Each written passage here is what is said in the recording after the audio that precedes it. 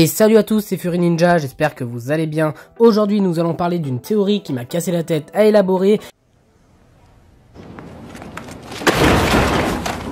Mais je pense avoir quelques petites pistes. La question c'est où se trouve Maître Wu après la fusion, puisqu'on est au courant de certaines choses qu'il n'est pas mort, donc on va essayer de déterminer où est-ce qu'il est. Juste avant, je vous invite à liker, partager et commenter la vidéo, cela me fera très plaisir et avancera énormément pour la chaîne, et de vous abonner, nous sommes pas loin des 2000 abonnés et pour cela je vous remercie énormément. Enfin bref, je vous laisse avec le générique.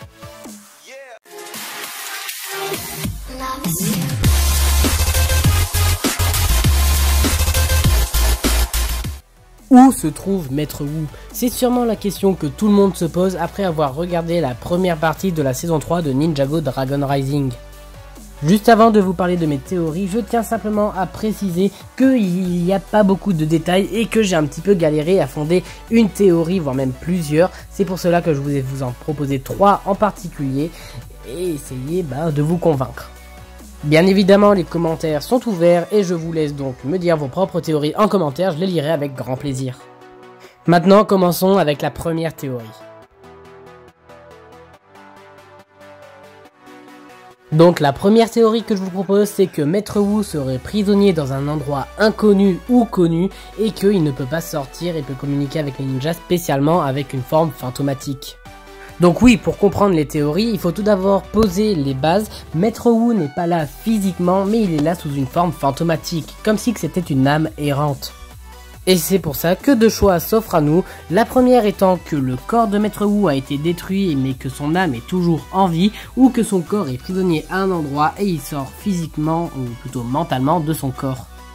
Bon, je sais que rien que ça, c'est pas très logique, mais c'est pour cela que je commence avec cette théorie qui est pour moi un peu la moins logique des trois, mais qui pourrait avoir sa chance, puisque la dernière sera pour moi la plus logique. Si Maître Wu avait été envoyé dans un des royaumes fusionnés comme les ninjas l'ont été peu après la fusion, celui-ci aurait été prisonnier, mais quelque chose n'aurait pas été très logique, c'est pourquoi est-ce qu'il ne le dit pas aux ninjas où est-ce qu'il serait. De plus, on ne peut pas savoir quel royaume peut emprisonner des personnes physiquement, mais leurs âmes peuvent sortir du corps. Pour moi, le meilleur candidat serait le royaume du Mysterium, puisqu'on n'y connaît rien et qui serait assez mystérieux comme le nom l'indique, ce qui pourrait développer certaines capacités pour certaines personnes. C'est pour ça que j'ai mis cette théorie au début, on n'a quasiment aucune information, c'est plutôt que une supposition, mais cette théorie sera un petit peu reliée avec la troisième qui sera la plus logique, mais je vous expliquerai tout ça en temps et en heure. Justement, en parlant d'âme, nous allons rester un petit peu sur ce sujet-là pour cette seconde théorie. Comme vous devez être au courant, il existe plusieurs moyens pour qu'une âme quitte un corps, notamment dans la saison 6, quand Nadakan le Jin prend peu à peu les ninjas dans le sabre des âmes, et il les transforme en leur propre âme qui partent donc dans le sabre. Peut-être que ça pourrait être ça, sauf que où est-ce que partirait cette âme, puisque qu'on est au courant que dans la saison 6, les âmes partent dans le sabre, sauf que là, le sabre n'existant plus à cause de la destruction du premier royaume de Jinjago, et Maître Wu serait donc une âme errante.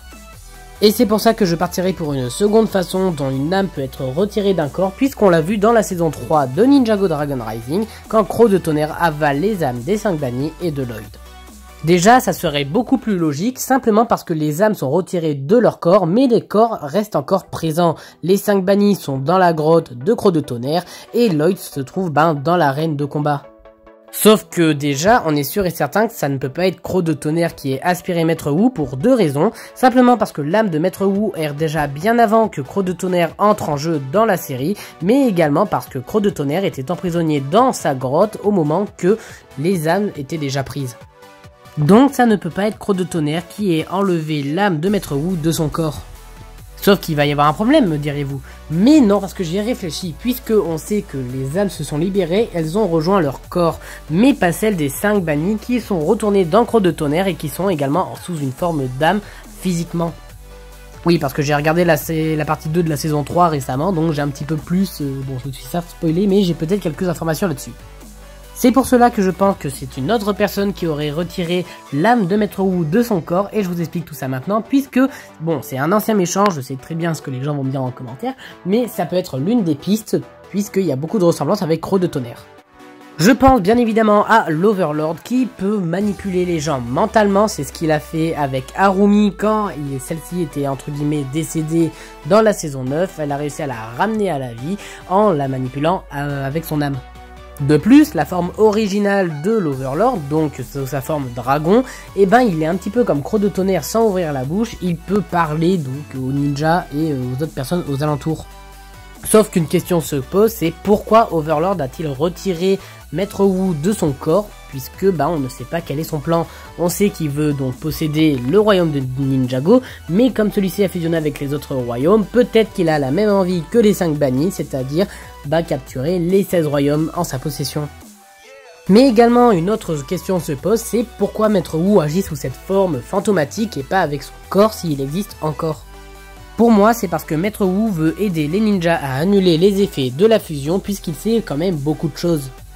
Il sait où se trouve le squelette du dragon source de l'équilibre, le dragon source qui est décédé et qui aurait pu causer la fusion.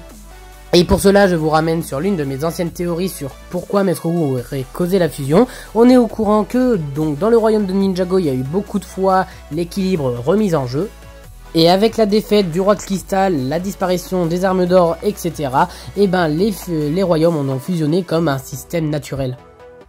Et si Maître Wu connaissait un moyen de refaire vivre le dragon source de l'équilibre, alors je ne sais pas comment, puisqu'on voit dans la partie 2, donc spoiler alert, que le squelette du dragon source de l'équilibre se volatilise, on ne sait où, donc je pense que Maître Wu a une idée de comment annuler la fusion, parce que oui, c'est pas le seul à vouloir arrêter la fusion, il y a bien aussi Raz et son maître.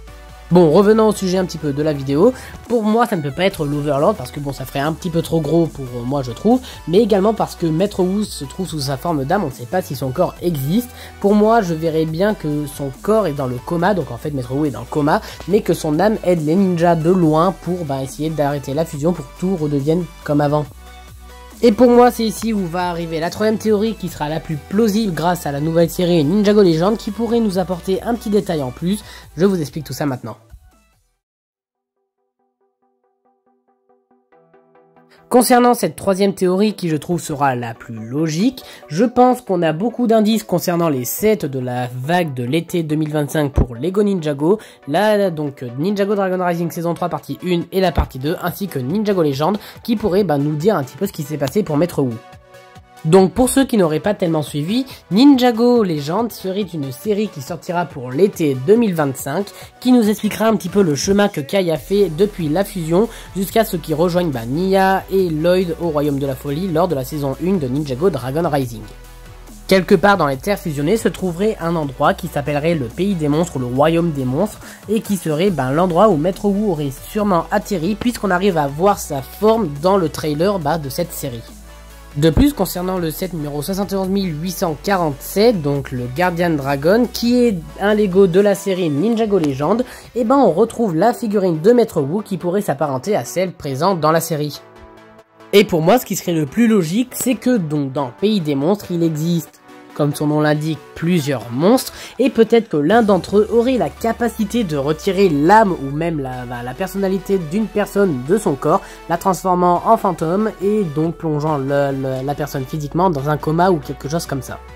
Sauf que vous allez me demander pourquoi est-ce que Kai ne rencontre donc pas Maître Wu durant cette série puisque on n'en entend pas parler dans Ninjago Dragon Rising. Eh bien pour moi, c'est comme Ninjago Dragon Rising, Maître Wu sera présent dans Ninjago Legend simplement sous forme de souvenirs. Des souvenirs expliqués par le dragon gardien que l'on voit donc dans les sets de juin 2025, mais également dans le trailer de Ninjago Legend, et qui tient au courant Kai que Maître Wu aurait emprunté ses terres afin de rejoindre un endroit pour arrêter la fusion. Peut-être qu'il a trouvé le moyen, qu'il a trouvé où se trouve le dragon source de l'équilibre décédé. Et comment est-ce qu'il sait ça? J'espère qu'on aura la réponse soit dans Ninjago Legend, soit dans la partie 2 de la saison 3 de Dragon Rising, ou dans les prochaines saisons le plus vite possible. Parce que c'est quand même une théorie très intéressante, enfin même une question très intéressante.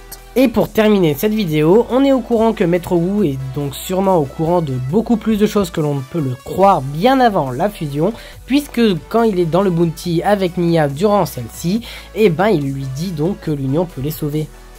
Donc sûrement que toutes les personnes possédant un pouvoir élémentaire ou toutes celles qui ont participé à l'histoire de Ninjago, qu'elles soient gentilles, méchants, secondaires, etc. devront être réunies afin que tous les royaumes se divisent chacun de leur côté comme ce qui était auparavant. Maître Wu est bien au courant de tout ce qui se passe dans les royaumes fusionnés, il doit être sûrement au courant de qui est le maître de Lord Raz. Je ne pense pas que ce soit Maître Wu, simplement parce que quand on voit Raz utiliser la forge des oubliés dans le royaume des ténèbres, et celui-ci va être méchant et va vouloir capturer Sora pour en créer une icône de dragon. Et cela ressemble très peu à la bonne manière de Maître Wu de faire. Donc maintenant je vous laisse débattre en commentaire vos propres théories, voir si vous êtes d'accord ou non, ou si vous voulez ajouter des choses. Les commentaires restent ouverts, je lirai vos commentaires avec grand plaisir. Donc je vous dis à très prochaine pour une prochaine vidéo Lego. C'était Fury Ninja, bye.